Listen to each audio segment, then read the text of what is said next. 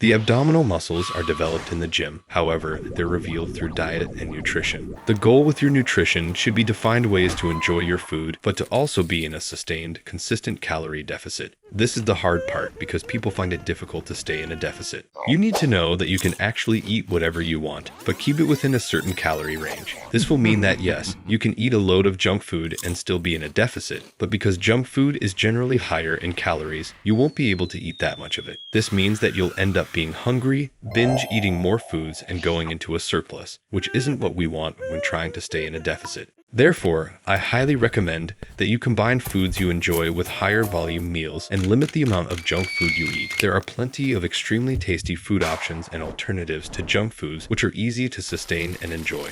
Binge eating / cheat meals. Big binge days aren't ideal, but they're possible if you 1. Limit them to at most once per month. 2. Try not to go extremely overboard. 3. Be mindful of the calories. 4. Add additional cardio the day before, the day of, and the day after. Increase step count by 5,000 for each day. 5. Get straight back on track with your diet. If you can't get back into your diet or routine, then I would highly recommend that you ignore binge days altogether and find ways to implement the foods you enjoy into your daily routine and diet. How to implement foods you enjoy into your diet. 1. Find lower calorie alternatives and be creative. This means you can actually eat more of what you enjoy, but with fewer calories. 2. Actively search for low calorie alternatives for foods you enjoy. For example, if you enjoy omelets, begin implanting more egg whites instead of just eggs. If you enjoy lots of honey and sugar, replace that with sweeteners and 0-calorie syrups, etc. 3. Simply limit the portion sizes of what you enjoy eating, or make sure you have enough volume food to have throughout the rest of the day to keep you full and also enjoy the foods you like.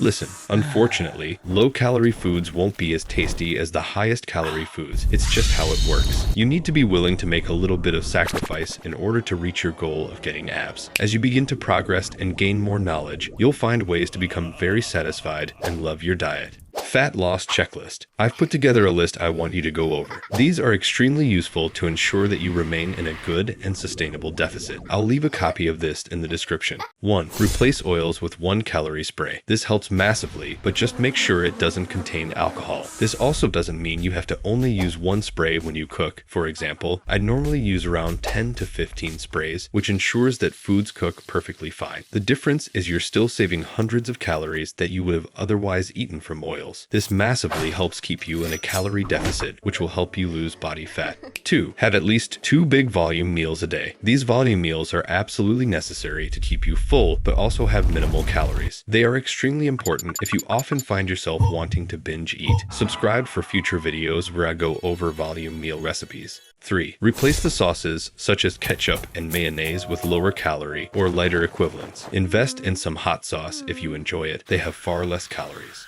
4. Reduce carbohydrate portion and fat portion size in each meal. 5. Increase fruits and vegetables. This will take up more space in your stomach and keep you feeling full. 6. The slower the better. Don't be in too much of a deficit. Aim to lose around 0.5 to 1.5 pounds per week. To do this, take the average of how much you weigh over a week and compare it with the average of the next week. This will ensure a more accurate result. If you're a higher body fat percent, you can afford to lose around 2 pounds. But as you get leaner and your abs become more visible, you need to begin to aim for a very slow weight loss per week. This will ensure that you don't lose muscle. 7. Increase protein consumption. Make sure you're eating at least 1 gram of protein per pound of body weight. A 180-pound person will require 180 grams of protein per day. Protein also has a thermogenic effect, which means your body burns more calories in order to digest the protein, which will help you stay in a deficit. 8. Spread protein intake throughout the course of the day. Your body needs time to absorb the protein and can only absorb a certain amount in each meal. Therefore, you should aim to split your total protein over the course of the day and aim to have high protein in each meal. You can go over your protein intake, but don't go under. 9. Use food tracking apps. Apps such as MyFitnessPal